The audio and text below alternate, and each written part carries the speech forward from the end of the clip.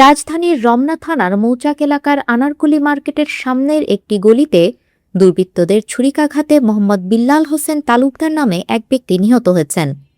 তিনি রমনা থানার ১৯ নম্বর ওয়ার্ডের সাবেক স্বেচ্ছাসেবক দলের আহ্বায়ক ছিলেন। সোমবার রাত আনুমানিক ৮টার দিকে এ ঘটনা ঘটে। পরে রাত ৯টা ২০ মিনিটের দিকে গুরুতর আহত অবস্থায় তাকে উদ্ধার করে ঢাকা মেডিকেল কলেজ হাসপাতালের জরুরি বিভাগে নেওয়া হলে কর্তব্যরত চিকিৎসক মৃত ঘোষণা করেন।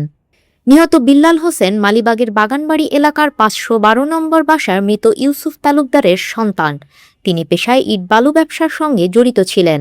ঢাকা মেডিকেল কলেজ হাসপাতাল পুলিশ বক্সের ইনচার্জ মোহাম্মদ ফারুক চিকিৎসকের বরাত দিয়ে মৃত্যুর বিষয়টি নিশ্চিত করেন।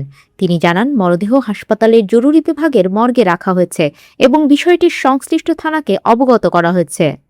এ ঘটনাকে কেন্দ্র করে এলাকা জুড়ে চাঞ্চল্যের সৃষ্টি হয়েছে।